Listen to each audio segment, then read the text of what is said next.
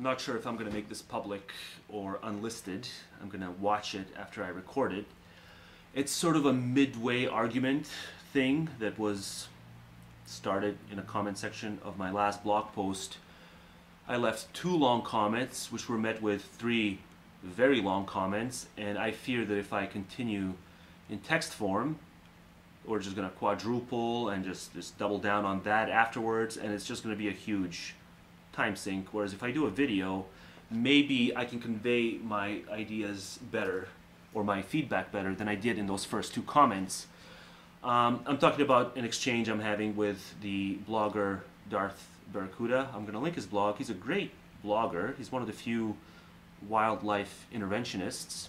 He's actually written a formal paper on it, which is a great paper, which is why I'm having such... I'm just lamenting that this is as difficult, it's shaping up to be as difficult a conversation as it's shaping up. And in the event that I do keep this unlisted, I probably should refer to you, not to you in general, but just to you directly. I'm not sure how I'm going to do that. But I'm very surprised that this is shaping up to be... I'm very surprised that you didn't give me an inch after my last 2 comments. Because that's essentially what happened. I left 2 very long comments and you just didn't budge whatsoever, which I would expect from someone who doesn't have as much overlap with me as you do, just in the sense of suffering-focused ethics and being all for wildlife interventionism and all the other ideas we've bounced off each other in the past. I am in a lamenty mood based on your last 3 comments. I read them. I made a huge mistake. I read them at the start of my shift at work, and I couldn't focus on anything else after that because there's a certain tediousness to what you're doing here. And I don't know if I have enough faith in my ability to convey why it's tedious. Hopefully I can. And it's another reason why I just couldn't focus on anything for the rest of my shift. I just kept thinking to myself, I have to be able to get you to maybe not fully agree with me, but get you to at least pause on some of these convictions that you're having. Because there's just no way someone with your history of commenting the way you've commented on my stuff, both on YouTube and on my blog in the past, and it's mostly about the Harris question. It's some of this other stuff is... I'm not really lamenting that much. It's mostly that you didn't give me an inch on Harris and you doubled down, and it's just, I have to be persuasive on this. If I can't be persuasive, if I can't dissuade you, at least to an extent, there's something profoundly wrong. So without further ado, I shouldn't ramble too much. I should just get into your comment. You know what? I am going to make this public. I'm not going to make it unlisted. So because I'm making it public, let me just do a search on my post to the bit where I wrote about the moral landscape, because that's where this whole thing started. This is a segment of that blog post, and I write, quote, "I'll wrap up this introductory section with an example that popularized the topic, if somewhat sloppily. A trip down memory lane to 2010 sees the moral landscape screaming out for some kind of mention.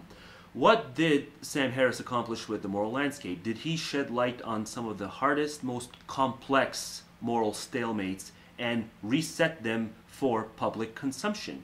Did he set out to debunk oppositional theories so as to show moral utterances producing true or false verdicts for layfolk to chew on? Did the moral landscape give off any indication that its author even considered such a task obligatory? I'm afraid not. What Harris did in 2010 was articulate perfectly that every sentient brain has interests of some sort. Harris' big mistake was entitling the book The Moral Landscape as opposed to The Axiological Landscape, and applying moral rhetoric to non-agental circumstances, i.e., cosmic misfortune generating the worst possible misery for everyone, versus cosmic fortune generating something way better. We, the creatures, will always opt for something way better, seeing as we tend to not be myopically masochistic. But this fate is a cosmic procedure, not a decisional one. When it comes to grand impacts like these, We are not in the driver's seat. The something way better world is a clearly more fortuitous world, axiologically speaking. Morally speaking, we know nothing of it. Harris could delve into more detail in his next big offering, but I'm not holding my breath. Based on recent podcasts and interviews, Harris' metaethical faith persists to this day. This is most unfortunate because his intent was and remains pure, dispelling tired assumptions about irreligion and nihilism marching in lockstep, and I do mean tired assumptions. It makes more sense if you read the post in its entirety. I'm drawing strict lines between theories of the good versus theories of the right, the former being axiological, the latter being ethical. Evaluative versus deontic. If you're a traditionalist, deontic. So that was a criticism that is in goodwill. I was charitable to the man, despite holding nothing back in where I see he went wrong, pretty much conflating axiology with ethics. Now, Darth, who again, I can't name too many posts that I disagree on, so it's this whole thing was just weird. But his first comment was this. Regarding Harris, it's good to see that you're not a blind worshiper of his amateur anti-intellectualist antics in philosophy, which include the moral landscape as a shitty rehash of Utilitarianism 101 with science-y sparkles and nothing particularly innovative or even convincing at that. Okay, so then I responded to this. So I quote him saying, the moral landscape as shitty rehash of Utilitarianism 101. And then I say, well, it's not though. Moral landscape didn't propose minimization or maximization. It didn't propose intra-welfarist, which is to say intra-axiological conflict resolutions of any sort. It establishes a theory of the good and nothing else. Utilitarianism is not an axiology, it's a theory of the right, an aggregative scheme. Welfarism is the axiology. Utilitarianism doesn't tell us what to maximize or minimize, or what to value or disvalue. It tells us how to handle whatever it is that we've already determined is valuable. Moral landscape does the opposite. It totally sidesteps aggregative and distributive problems, but tells us what a given utilitarian would need to maximize or minimize, or what a given prioritarian would consider as the driving factor behind why someone is the least well-off person in the world. Third diagram in the post makes that clear. It's why my advice boiled down to he should have titled it Axiological Landscape, not the Moral Landscape. Okay, now Darth. I explained why in about as clear terms as possible, why it's unfair to characterize it as a rehashing of Utilitarianism 101.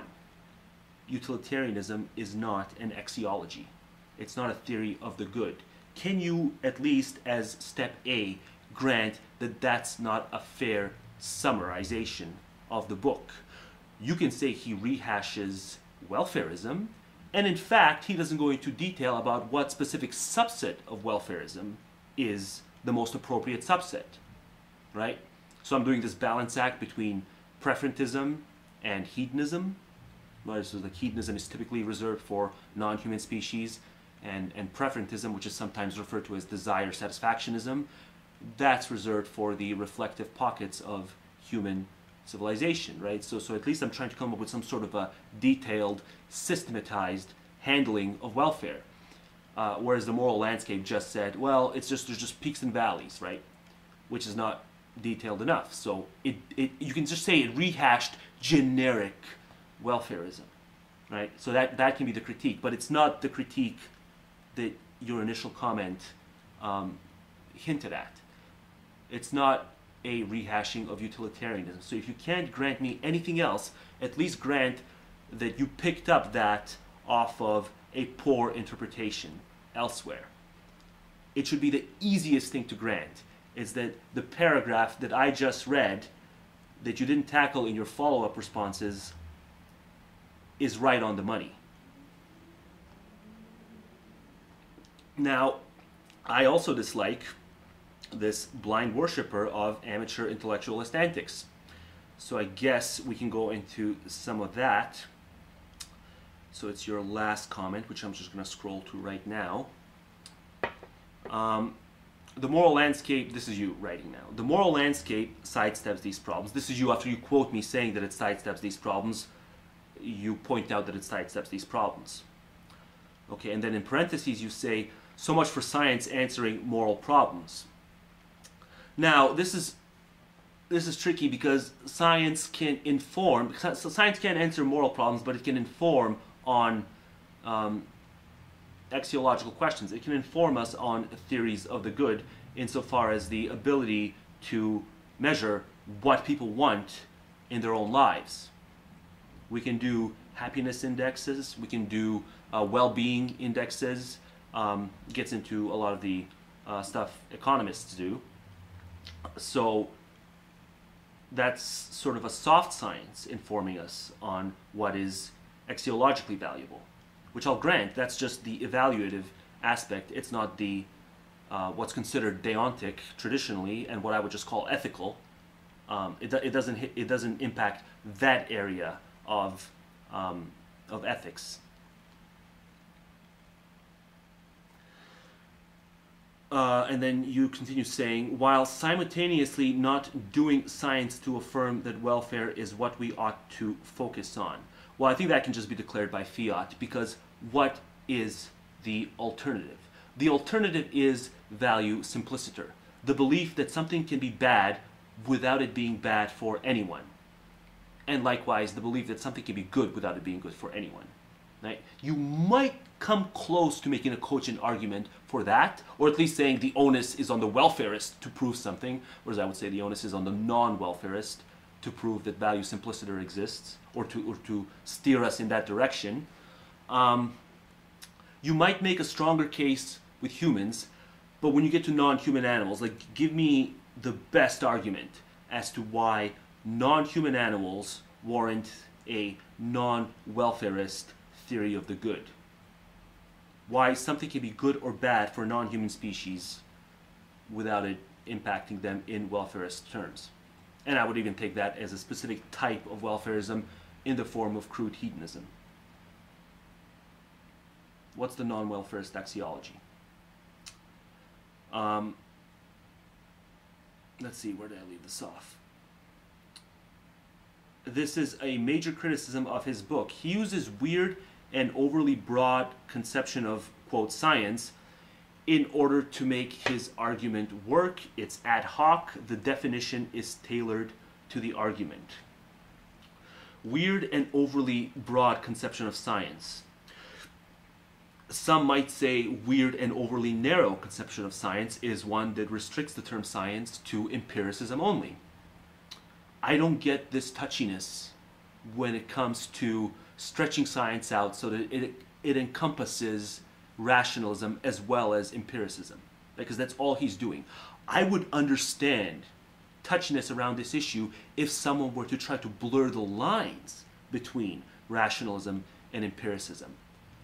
But if someone just wants to stretch out science and say it encompasses both, you still have one corner that's the empirical corner and the other corner that's a bit more loose than that, but still being called science, just as a general inquiry, right? So science can just be a placeholder for general inquiry.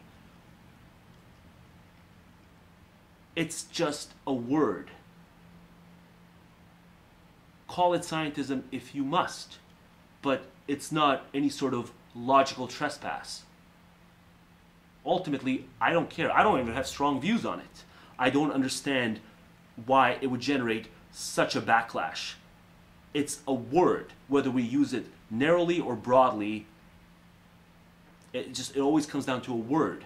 No one should be dismissed as a thinker because they want to stretch out the definition of a word to encompass something more than empiricism, insofar as they recognize that empiricism remains as it is. Yet anyone who isn't knowledgeable about the philosophy of science in general is just going to eat this up. Well, no, I am knowledgeable about the philosophy of science, and I'm just telling you, it just boils down to how stretchy do we make a given word. I don't understand the hypersensitivity around it being strictly empiricist oriented. I see Harris as a person who rose to popularity with his critiques of organized religion, and then used this as an anchor to push his pseudo-intellectual enlightenment for a heavy price at that. Well, he rose to popularity because he is a better author, a better writer, I should say, and a better speaker than the majority of the professional philosophers that you are so fond of, and who are more knowledgeable about the history of philosophy and certainly the specific issues that Harris tackles. And I don't think he would dispute that. But they're not nearly as good communicators as he is. So I'm concerned with impact. So when I see someone who is a brilliant communicator, brilliant author, but who has some shortcomings and some potential gaps, which, again, as I highlighted here, I think it's very important to be constructive in feedback and not take potshots at the man himself, because we want to refine his thinking, and the way you're going to do that is with a positive attitude and coming into it with good will. Because I don't see any one of the people you are more fond of, I don't see them being movers and shakers. They're more talented philosophically, but they're not nearly as talented authors as he is, or they're not nearly as articulate as he is. You have to have a knack for communication, and it's unfortunate, but it just so happens that the majority of the professional philosophers you're going to be pointing to here in a second, they're not going to be movers and shakers. We need talent. Harris is a talent in that respect. When you come across a talent and you see certain gaps in knowledge or anti-intellectual antics, as you boldly refer to it, or perhaps even intellectual dishonesty, you sometimes waffle back and forth between he's an ignoramus, and then in another paragraph you leave little to doubt as to whether he is intellectually dishonest, so you maybe have to pick one of these two. What's the predominant character flaw there? Is it intellectual dishonesty, or is it simply sloppiness? The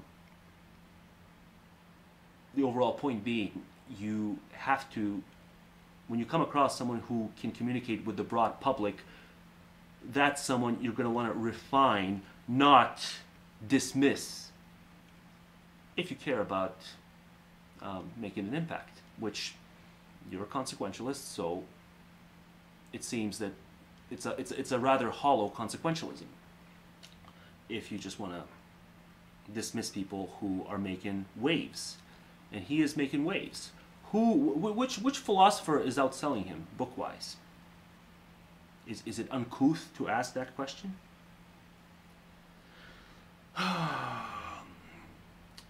There's a disconnect between what Harris claims and what is actually going on in the philosophical circles. Well, I think Harris spends 95% of his time talking about what's going on in the broader culture.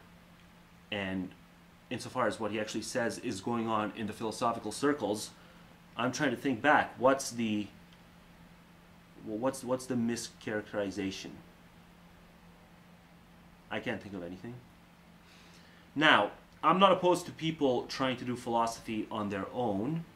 We're doing it right now. What I am opposed to is the obnoxiously arrogant attitude Harris has, which, again, I'm just going to say that's just your psychological legwork, doing those interpretations. That's not there. And then in parentheses you put, which so many of his fans seem to love. Well, there's a subset of the fans that seem to love it, but it's not a majority. Unless the ones who write to him privately are all the more arrogant than the ones who post publicly. and I'm perfectly willing to go like to any of his YouTube podcasts and go comment by comment. Positive feedback, and just go comment by comment and pick out the arrogant ones versus the ones who are just being positive unarrogantly. And let's just see what the total breakdown is at the end. Each and every one of his podcasts, or just each and every one of his videos. And let's just do just a total tally and see positive comments that are arrogant versus positive comments that are neutral. I'd love to do that. Because this is just kind of sloppy in its own respect. You don't like him being sloppy, but you're making sloppy accusations without any sort of tally. Which many of his fans seem to love, and that, quote, "I'm a neuroscientist, my meditation, suck it." So I'm supposed to believe this is a non-psychological. You just have a purely, it's all in the name of combating anti-intellectualism. And you go, M-U-H, meditation, suck it. You can read a book like Waking Up, and you come away with more meditation. There's psychological input. You simply don't like the man on a personal level. And like I said in my first comment, that's fine, as long as you are self-aware that that's what's partly driving it. And his blatant anti-intellectualism in The Moral Landscape, for example, he flat out calls moral philosophy boring and not worth studying. Well, he doesn't say it's not worth studying. He does say there's certain features of it that are boring. The exact quote was, I think every discussion between consequentialists and deontologists increases the level of boredom in the universe. He should be taken to task for that comment, but up to a point. I think those clashes are interesting clashes, and I think intra-consequentialist clashes are interesting even more, because we get into aggregative disputes. But truth be told, the clashes within deontologists, like a deontologist arguing with a fellow deontologist, it probably is a huge waste of time.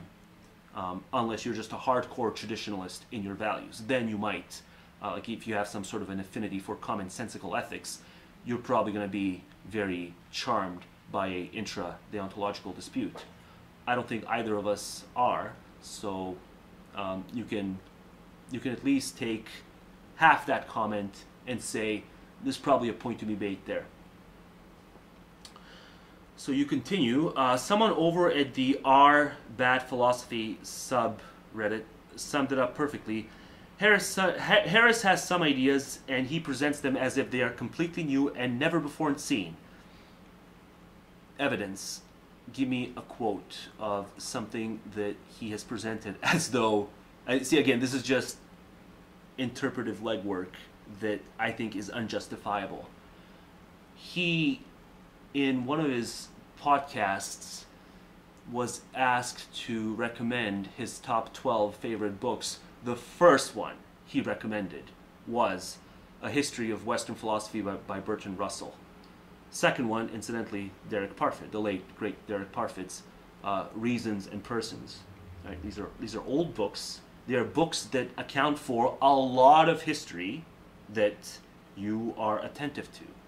So on one hand, he recommends that people read these books. On the other hand, right, he wants to obscure the existence of the history of these ideas he's grappling with. Interestingly enough, you can make the exact same accusation when it comes to 95% of my approach to all these issues. Read any of my posts. Do I, every few paragraphs or even every few sentences, right, does it read like a Stanford Encyclopedia of Philosophy article where I always cite the previous author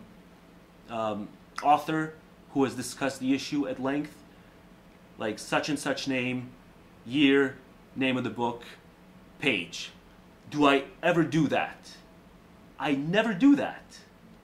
Because when I'm reading stuff, I don't actually bookmark it. Oh, here, that's the page where I'm going to follow up on in my own blog, so I got to bookmark it right now. No, I don't do any of that. When I write, I just write, and I care about the flow. It has to have a certain flow. If I'm referencing a previous, in parentheses, when the book was written, who it was written by, the post loses a lot of its flow. So why don't you take me to task for that same problem? Someone who's never stumbled upon any of these issues opens up any random blog post of mine or a video of mine, can interpret what I'm putting forth as something that's just purely my own invention, because I don't cite previous works every few paragraphs. Does that mean I'm trying to be dismissive of those works? Or does it simply mean that I just have a particular style and I care about flow? And I think that's also what he cares about. He cares about the flow of an argument. And that seems to sell. But of course, you don't care about what sells. So, yeah, it's just interesting that he's taking the task for these things, and you've never given me the same criticism, even though I'm probably a bigger offender than he is. Okay. Harris has some ideas and presents them as if they are completely new and never before seen. How science can determine human values. Wow. Well, science can inform to an extent on things like happiness index, well-being index, if you allow for economics to be a soft science. Maybe you don't allow that. Just measuring these things. Self-reported measurements. But yeah, it can inform moral values. We agree on that. That's a mistake. People can make mistakes and still not have their reputations ruined as a result of it. And then professional philosophers try to show him what's wrong with his views and how he hasn't really provided anything new to the philosophical table. I think he'll be the first to admit that he hasn't provided anything new. But I think that he sees that he's selling far more books than the average philosopher. And he's concerned with these ideas spreading.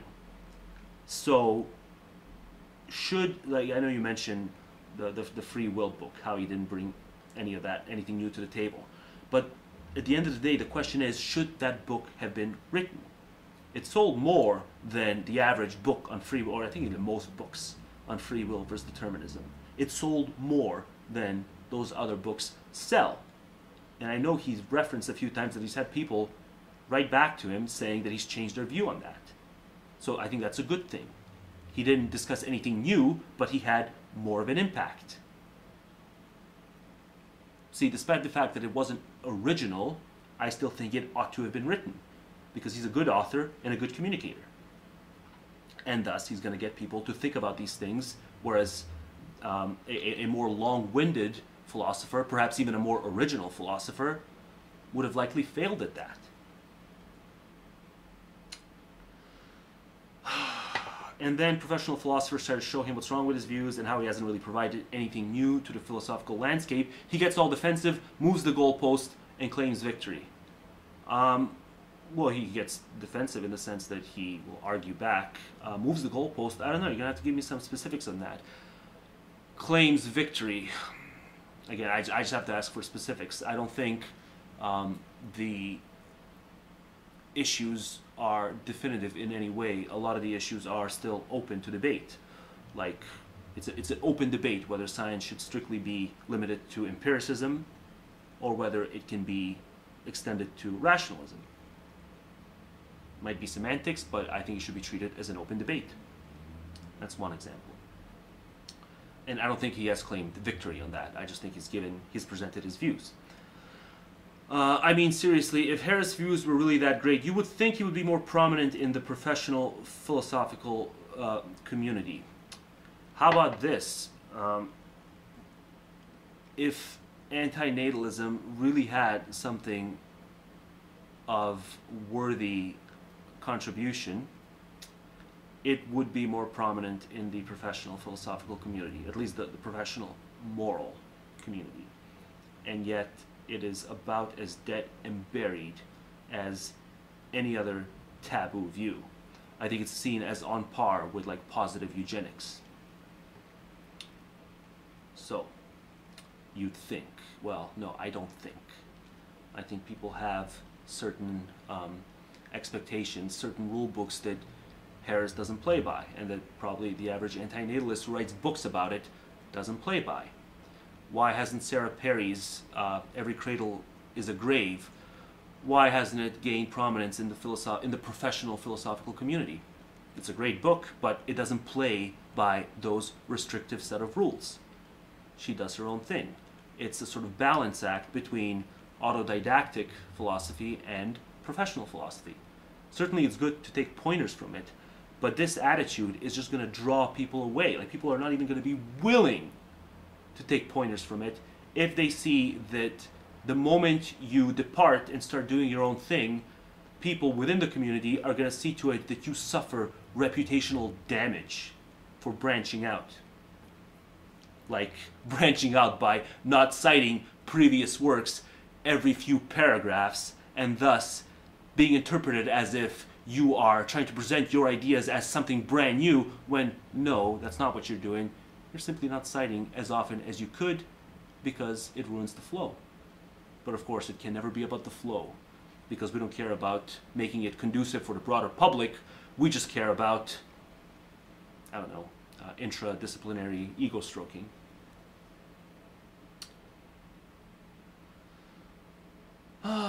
He's ridiculed as being pseudo-intellectual. Yeah, and I'm pretty sure you show them your posts on antinatalism and they will ridicule them if you double down. And then in parentheses, you write, his neuroscience isn't impressive either. I didn't know you were familiar with neuroscience, the ins and outs of it. You haven't done any posts on neuroscience to my knowledge. I have to just suspend judgment. I've not read anything he's done on neuroscience. I know he's published, and I certainly haven't read any of the things that you might be comparing it to that you would say is more impressive.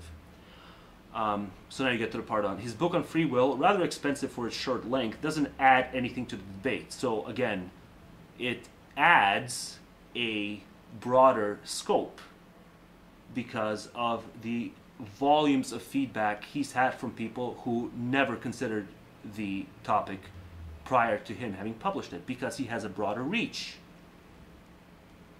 I'd rather the book be written, redundant as it may be, but written by a talented author, a more talented author than the average person who writes about free will and who's more original. Baby steps. You don't seem to have much tolerance for baby steps. You're not going to make an impact with the most convoluted book on free will versus determinism. It's not going to make waves in the broader culture. The only times he's cited in philosophical literature are in negative contexts. To ignore this essentially would require you to believe that thousands of professional philosophers are, for some reason, opposed to the brain pickings of a super genius. He's never referred to himself as super genius. It's more it's more motivated interpretations. It's how you see him for some reason. I think it's psychological. And I don't know if it's thousands. You're going to have to give me some of these names when you're saying thousands. Now, I'll do a flip turn on that to claim that he is either an ignoramus or intellectually dishonest, or both, and it's just depending on what mood you catch him in. To claim that it is evident that this is what he is to claim that the individuals, and I'll read some of these individuals who went on his podcast, who had all sorts of disagreements with him, but because they are mature adults, they handled these disagreements cordially. They went in with goodwill, they made their case. Podcasts are on average like 2 hours long, like an hour 45 minutes. So a lot of back and forth, not a circle jerk. Sometimes vehement disagreements, but friendly fire despite the vehement disagreements. Friendly fire in the sense that neither party thinks the other deserves to have reputational damage done to them because of the prevailing disagreements, even on an issue that you consider a core issue, like science being tailored to empiricism only. right? Some of those disagreements have taken place in the podcasts. But it was friendly fire. Because we can disagree on stuff without feeling that the disagreement means the person who doesn't cave in at the end of the argument deserves to be dismissed as a thinker. Now, here are the following people who came on his podcast over the last 2 years. He's been doing this for a couple of years now. And many of them, when they come on, they say stuff like, Sam, I'm a fan of your work.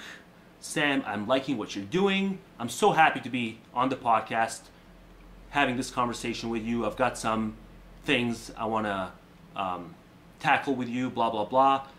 All within a goodwill, positive spirits. The spirit of the debate comes across as there's just an overriding interest in the ideas themselves, not looking into ulterior motives or looking to assess the quality of the interlocutors.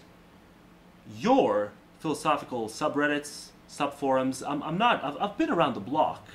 I've been following this on and off for over a decade, right? When it initially exploded. These people were around since day one. I think they're politically motivated, but I can't fully prove that. I speculate that some of it is politically motivated because it's academia, and the so-called four horsemen they never shied away, they never pussyfooted around the fact that not all religions are equally dangerous and equally false for that matter. And so they singled out Islam. Majority of Muslims are non-white. Academics don't like anything that runs afoul of white guilt. So I think that's what ultimately drives the uncharitable interpretations, and a lot of people have been taken in for the ride, and they can't battle it on those grounds, so they use something like philosophical ignorance to try to undermine him on a reputational level, right? Not just we disagree, no, we're gonna damn him reputationally. There's a viciousness to it. Now, why is it, this list of names I'm gonna rattle off right now, why is it that they can disagree with him, in some cases vehemently, and yet walk away with respect? You have to ask yourself that. If you don't ask yourself anything else, ask yourself this question. My answer is simply because they're mature adults and they're not in it to, they're not obsessed with individuals, they're obsessed with the ideas themselves. Everything that you're pointing me to, these apparently thousands of philosophers, it's always not the idea itself. It's always, this is this way, hence Harris sucks. That is that way, therefore Harris sucks. It's always, the end game is always, therefore Harris sucks. Because there's an obsession to it, and I think the obsession is politically motivated. And if you don't see that academia is very squeamish about anything that is inattentive to the concerns of white guilt, you're wearing a blindfold. That's my inference. But anyway, the list, here are the individuals that you would have to say are either naive or going along for that intellectually dishonest ride with Harris. Dan Carlin, Joshua Oppenheimer, Joseph Goldstein, Paul Bloom, Max Tegmark, Douglas Murray, Scott Reitz, Michael Weiss, Jonathan Hadith, David Chalmers, Juliet Kalim, DeGrasse Tyson. You probably dislike DeGrasse Tyson because he's too close to the so-called new atheist movement, even though he has explicitly said he doesn't want to be affiliated with it. He's probably still too close to it for your taste. Dennett, okay, Dennett's the same thing. David Krakauer, Eric Weinstein, William McCaskill, Jerry Coyne, Gad Saad, Peter Singer, who's someone you said you had good things to say about in him editing Henry Sidgwick's book, The Point of View of the Universe. But he went on Harris's podcast just a month and a half ago and had they had some disagreements, but again, all friendly fire. Why was Singer being conciliatory? Is Singer too stupid to see all these horrible mistakes Harris keeps making? Why would he downplay those mistakes? Why wouldn't he challenge him on it up front?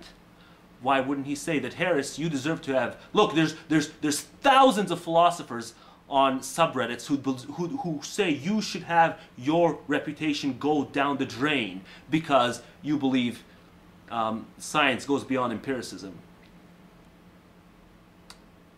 Peter Singer, Andrew Sullivan, Stuart Russell, James Kirchick, Gary Kasparov, the list goes on and on. Like, this is, like, you have the fact that they haven't taken him to task the way your beloved subreddit philosophers took him to task, reputationally. Like, what do you think? Like, do you not stop and ask yourself, what's wrong with all these people? That they can't see friendly fire with a man of that caliber is unacceptable. If you're going to take him to task and make sure that he is humiliated, because that's the only thing he deserves. Maybe sit back and reflect as to why the conversations are the way they are, focused around the ideas themselves, all throughout. Like, the only other alternative is that they're his guests, so they don't want to be impolite. But what they really believe is that he's just a clown. And I don't think you're gonna be too successful at spreading that theory. I think the people who go on are credible thinkers, and I think they do have I think there's mutual respect there. And I guess I have another question for your, okay, so there's a video by Chomsky, it's in the middle of a lecture, someone asked him about free will and determinism, and he said rationality would be impossible. So of course we have free will because rationality would be impossible in a deterministic universe. So before I go read all these criticisms of Harris from your faceless professional philosophers who are more concerned about and therefore Harris sucks than just discussing the ideas themselves, because they're probably politically motivated. Before I go read that, can you point me to Chomsky being torn apart for a statement as inane as that? Because let me tell you, you show me the stupidest Harris statement, just the dumbest statement he has ever made, and tell me that it's anywhere nearly as stupid as Chomsky saying, of course we have free will because rationality is impossible in a deterministic universe. So that's the litmus test. Show me where they tore him apart for a statement that's at least twice as stupid as Harris's stupidest statement. And if you can't point me to them going after him for this statement, then I'm just going to double down on my speculation that they are politically motivated. And Chomsky talks the right talk. So even though he says something that's profoundly stupider than the dumbest thing Harris has ever said, there will be no Chomsky is an ignoramus subreddit threads by them. If I'm wrong, I'll be very grateful. So, moving on. I mean, seriously, if Harris' views were really that great, you think he would be more prominent in the professional philosophical community, but they're not. He's ridiculed as being pseudo-intellectual.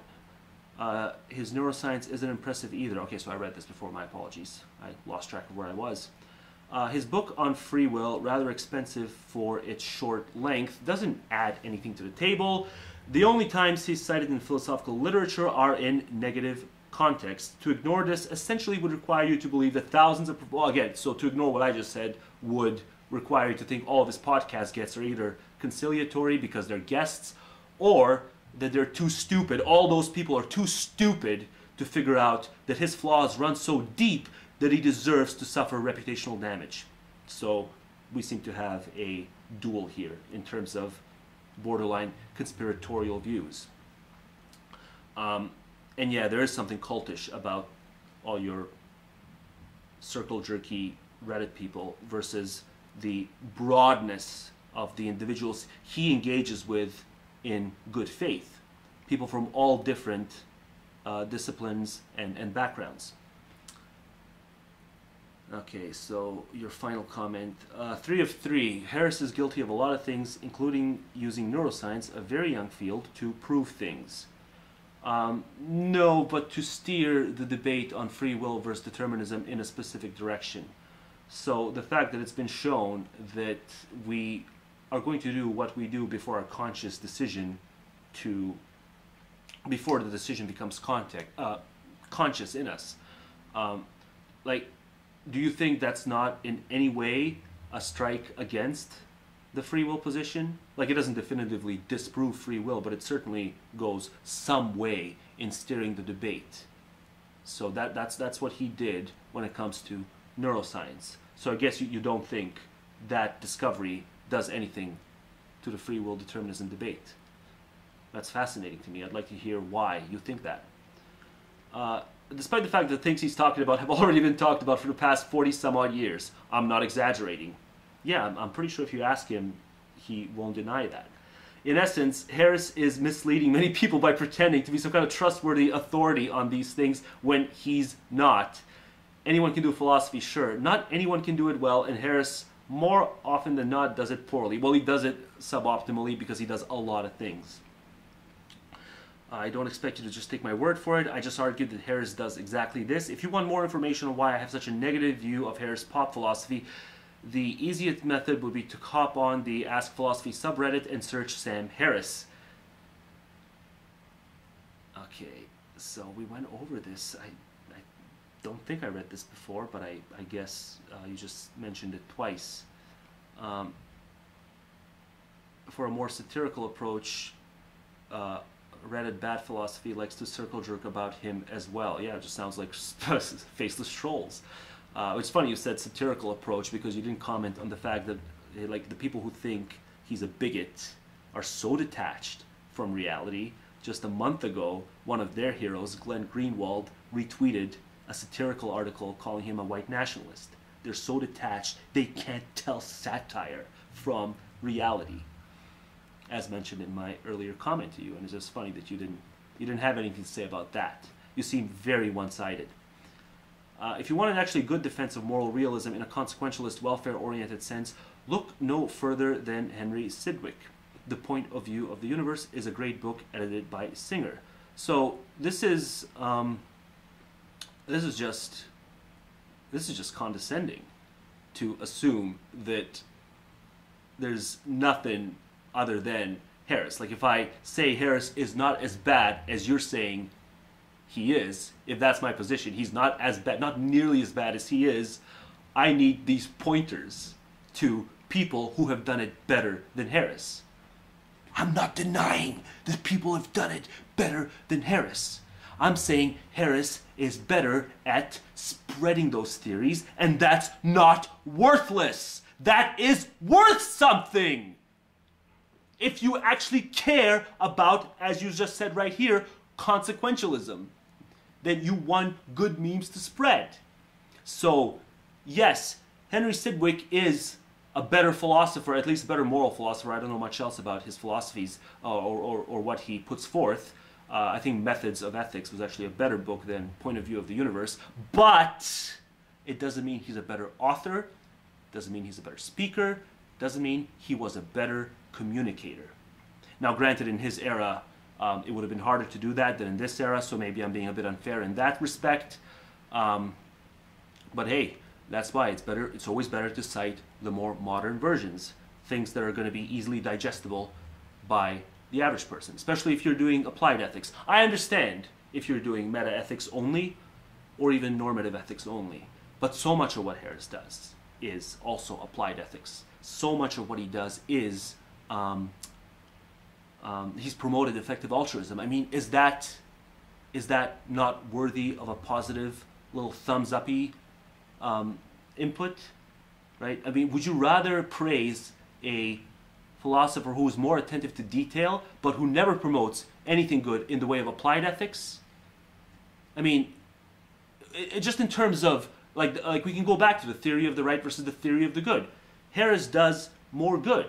He's promoted vegetarianism. He's spoken out against factory farming. He's done a lot of things on the specifics that the average philosopher maybe I shouldn't say this, but I'm banking on the fact that the average person in your subreddits has never done. So if we're going to give him shit for his lack of attention to detail on certain issues, then let's be even-handed and give your faceless people, ask them, well, why are you spending all this time on Harris? Why aren't you promoting things like effective altruism? Or at least, if you're going to devote a paragraph to shitting on the man, at least devote an additional paragraph to saying, well, look, at least he spread effective altruism. He's had discussions with Singer, with William McCaskill, with people who are doing good in real time in the real world.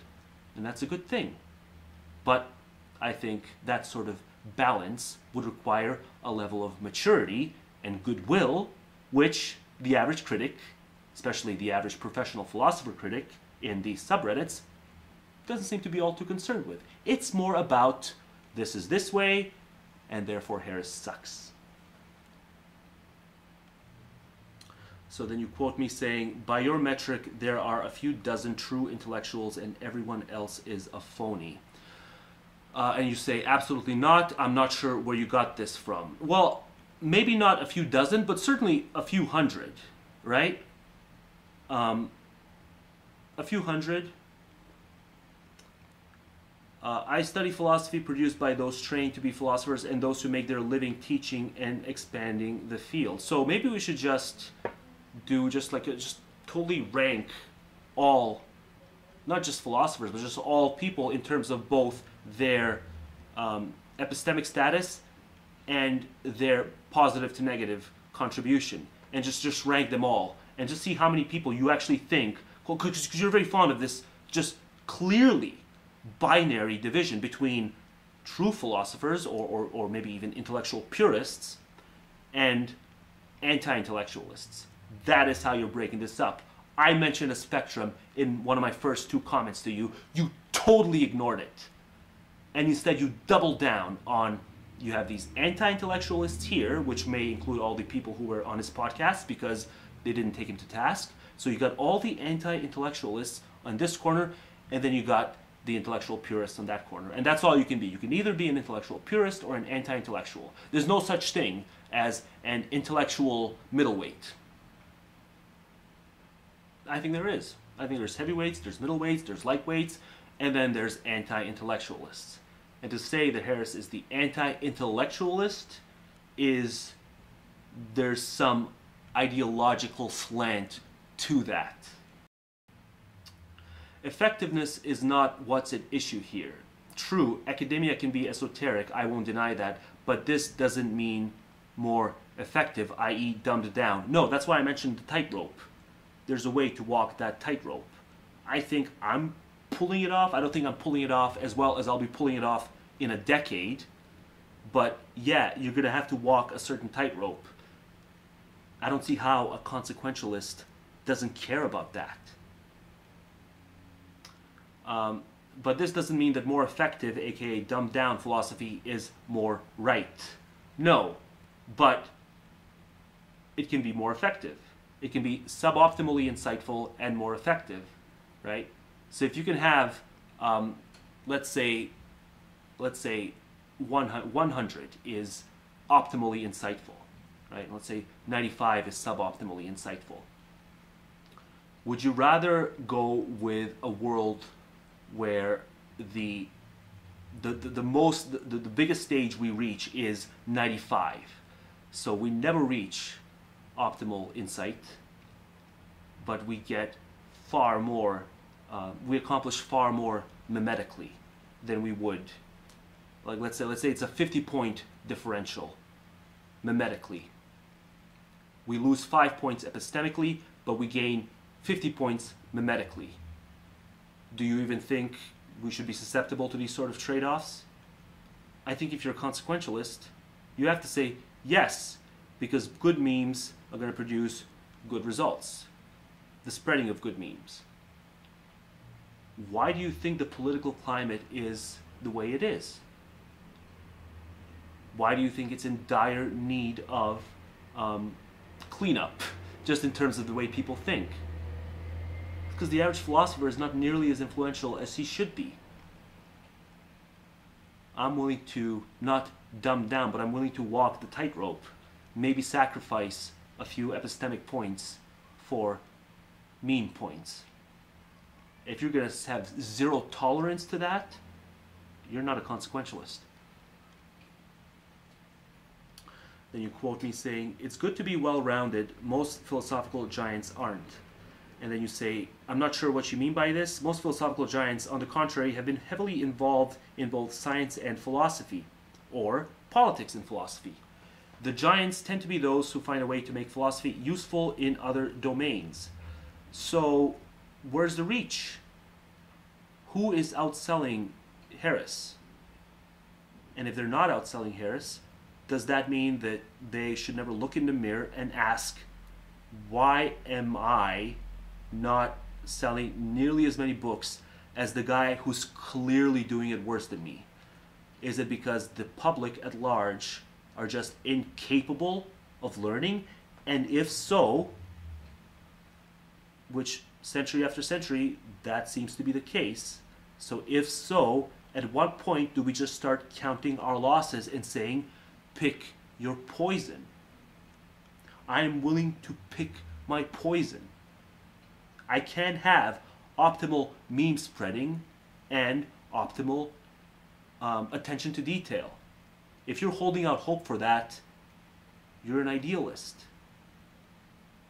I will sacrifice based on the circumstance, right? It's not non-negotiable. It's always negotiable, right? When areas where it's not non-negotiable is if you're just talking about meta-ethics and perhaps normative ethics. A lot of this stuff touches on applied ethics. And then fair fucking game. If you gotta walk a tightrope, walk a tightrope. I understand non-consequentialists being disgusted by this and just saying the right is the right and we don't have to take meme spreading into account, any of it. Fair enough. But I'm very, so especially someone who is just writing radical papers on wildlife interventionism that aren't being taken seriously by any of the people that you seem to be very fond by here. Antinatalism isn't taken seriously by any of them. A lot of things are not taken seriously. When it's cited in the literature, it's cited in negative contexts, just like Harris does. So I need to close this up because it's almost been an hour.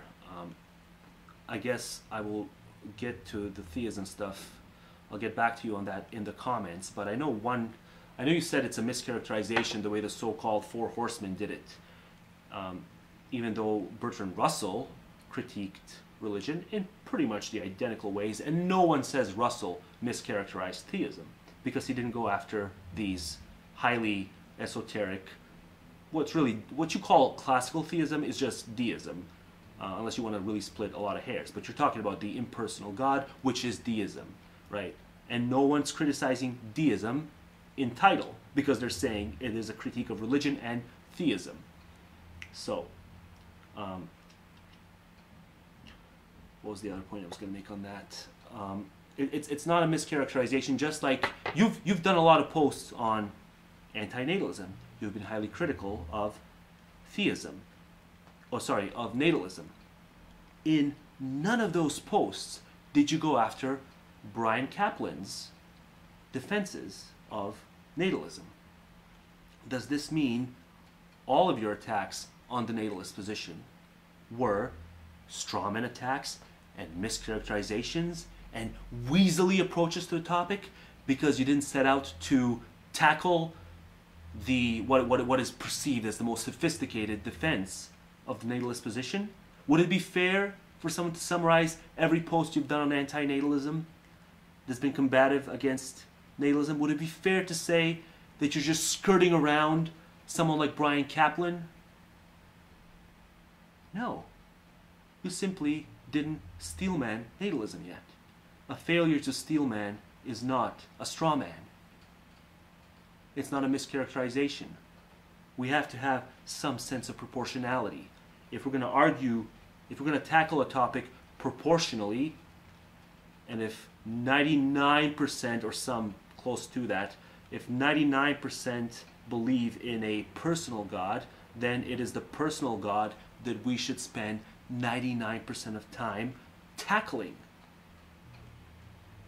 Give or take, I don't know if it's 99% exactly, roughly 99%. It's not a mischaracterization to devote, it's not a mischaracterization to have some sense of proportionality to what people actually believe. Not when it comes to natalism, not when it comes to theism, whether it's conventional theism or classical theism, aka deism, if you want to split hairs about it. I'm probably going to run out of time, so I'm going to end it here.